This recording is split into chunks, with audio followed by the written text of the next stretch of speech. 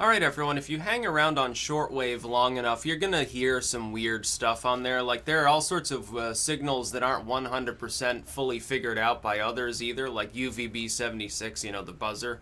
And that one, any time that you hear anything on there that's not the buzzer itself, people tend to get a little freaked out. Like, all of a sudden you see 100 people start shitposting about it all over the web. And it's pretty funny, because it does happen occasionally. I've heard some weird feedback on there too. But apparently North Korea's own state shortwave, they maintain a shortwave broadcast. You know, it's more efficient than, you know, they don't really have TV, generally speaking there. They have a partial day's broadcast that just sort of loops a couple times. And that's basically what they've got. It's not even, like, there's one channel, and it's not even on 24/7. And it's specifically state administered. However, by the way, if you can catch a North Korean TV broadcast, it is actually very interesting. You're not going to understand much of it, but they have like theater productions apparently and all sorts of weird music. It's quite something. It's definitely a decent performance for several hours. And of course the news, which is basically Angry News Lady. She's famous. Their official shortwave, though, got hacked, which means somebody overrode the signal probably more than anything else.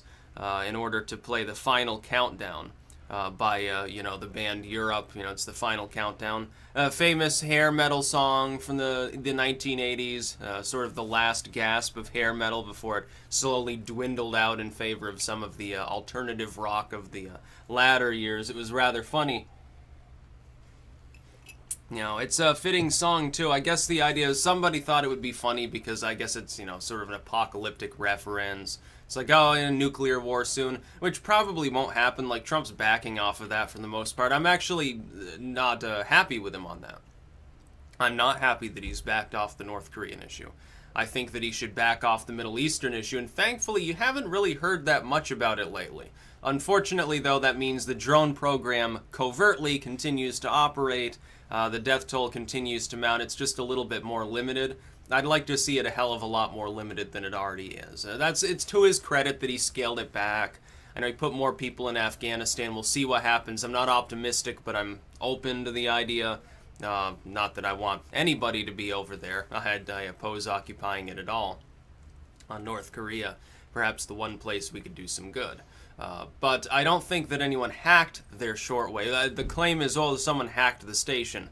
I'm thinking probably somebody very temporarily managed to override the signal by having something more powerful broadcasting on the same frequency. I'm thinking that specifically because why North Korea, does it have a computer hooked up to its shortwave broadcast in the first place putting it through? Or is it very, very old school? Is it like, you know, totally isolated, insular, floppy disk based, like using a machine from the 1960s? I'm thinking probably the latter. I can't imagine that they have a MacBook hooked up to a radio antenna. So I'm not seeing how anyone could feasibly hack it. The US government might have been able to pull it off, or maybe the Chinese have partial access because they were allies for so long, and somebody in China decided it'd be a funny joke to do that, maybe antagonize them a little. That's a possibility. Some Chinese general, he got drunk, and he's like, haha, this can be great. Here, tune into this frequency, see what I can do, kids. And he's like, you know, bragging to his grandkids or something. Who knows? It's possible. But I'm 99% sure that somebody had just overrode the signal. It's funny, though.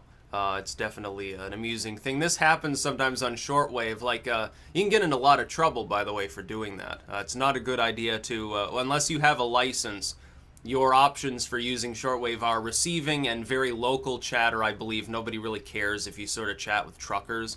Like, I know kids with CB radios, and before the internet, they used to do that and, you know, fuck around a little bit on local bands or something. But it would be an extremely bad idea to attempt to hook up an actual broadcasting antenna and override other people's signals locally or regionally. I believe it would also cost an inordinate amount of power for the average person to actually do that. And North Korea has problems doing that. I don't even know if their shortwave broadcast is 24/7. It's probably cheaper than their TV broadcast, even if it has a wider reach.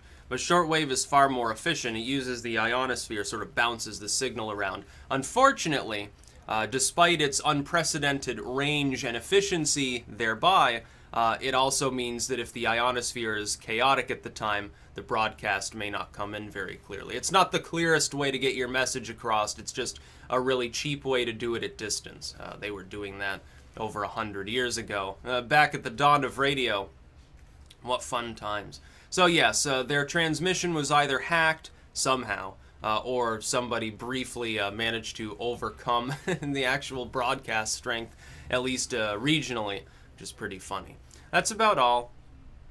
Peace out.